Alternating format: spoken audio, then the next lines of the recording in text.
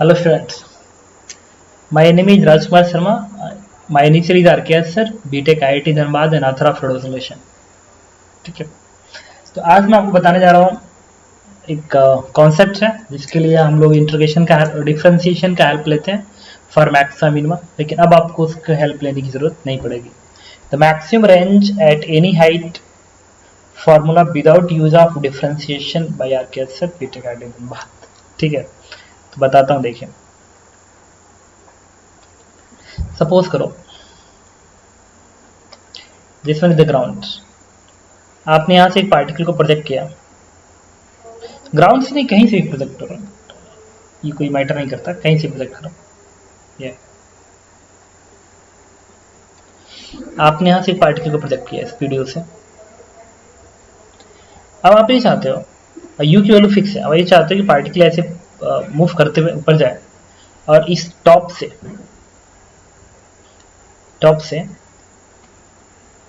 बता रहा हूं, सुनो. ये हाइट h है, इस h पे उसका जो रेंज है, रेंज अगर मैं यहां पे दिखा दूं,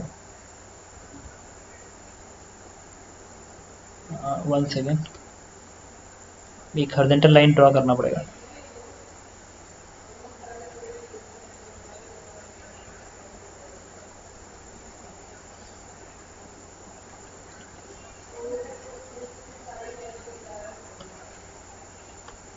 देखिएगा,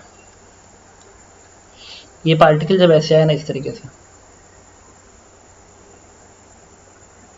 ऐसे गिरे ग्राउंड पे, तो मैं चाहता हूं कि इस पॉइंट से और इसकी बीच की दूरी, ये मैक्सिमम पॉसिबल वैल्यू,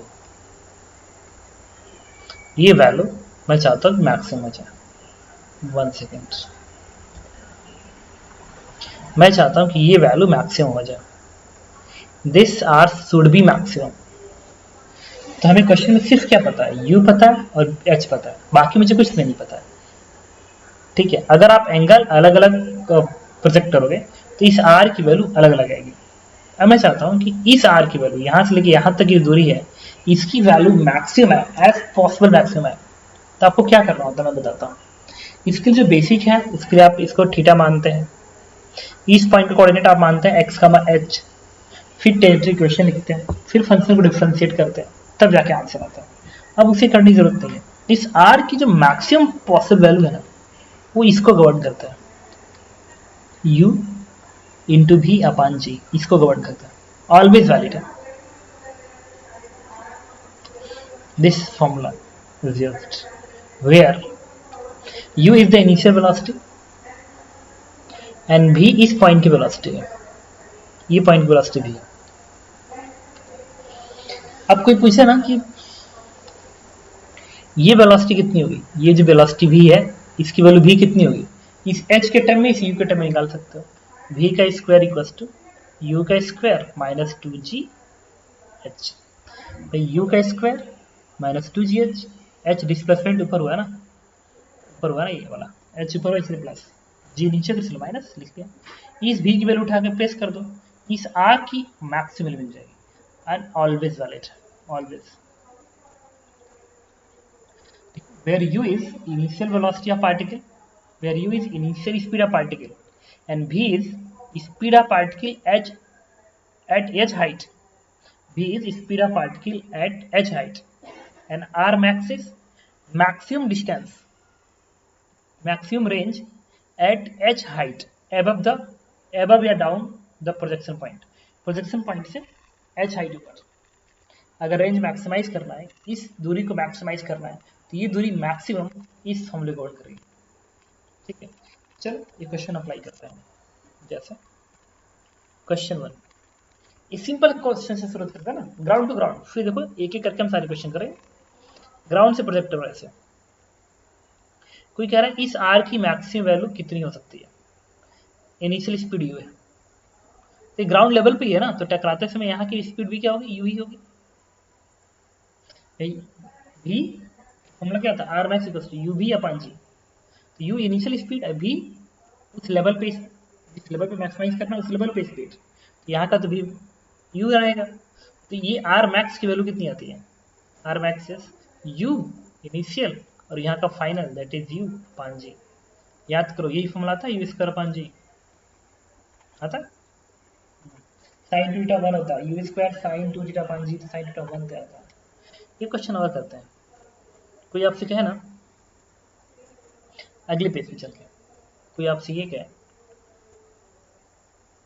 कि एक ग्राउंड है ऐसे, एक पार्टिकल को आपने यहाँ से 20 मीटर पर सेकंड से फेंकने जा रहा है।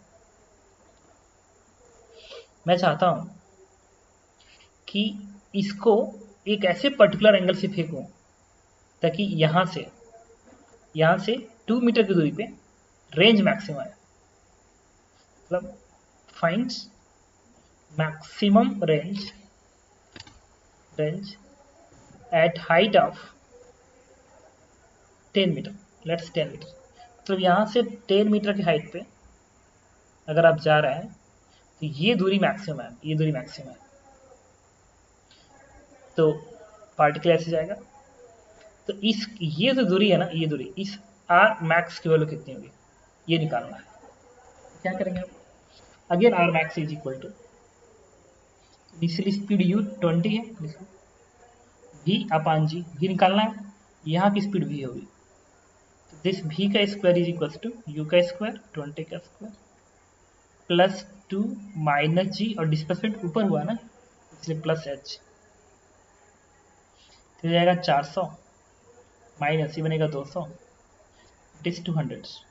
देन v इज व्हाट 10√2, उठा के यहाँ प्लेस कर दो, तो 20 इंटू 10√2 डिवाइड बाई जी 10। इससे आर मैक्स की वैल्यू क्या आ गई? This is 20√2 metre. मतलब इसको एक सर्टेन एंगल से फेंकना पड़ेगा और उस एंगल पे ये इसकी जो दूरी आएगी ये मैक्सिमम पॉसिबल दूरी होगी जिसकी वैल्यू 20√2 मीटर हो गया। अगर नीचे होता तो भी तो नहीं क्वेश्चन करते, ठीक है। जैसे एक और सिंपल सा क्वेश्चन मैं आपको बताता हूँ। कभी कोई आपसे ये कहे ना कि सपोज करिए एक क्वेश्चन था जो इंपॉर्टेंट क्वेश्चन है, ये कह रहा है कि एक फाइटर प्लेन है जो कि यहाँ से 250 मीटर की दूरी पे उड़ रहा है, ये फाइटर प्लेन, इसकी स्पीड है 100 मीटर पर सेकेंड। अब तुम एक पार्टिकल को, हाँ ओके, इस क्वेश्चन में कहता है कि फाइटर प्लेन 100 मीटर पर जा रहा है, आपने एक प्रोटोटाइप को 100 से मारना है कि ये 250 मीटर की हाइट पे है, तो maximum time for danger zone, maximum time for danger zone,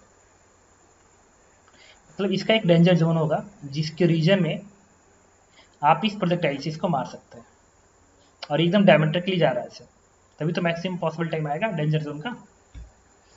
तो इधर ही फेंक सकते हो, इधर ही फेंक सकते हो। तो कह रहा है कि मैक्सिमम कितने समय तक ये एरोप्लेन खतरे में रहेगा।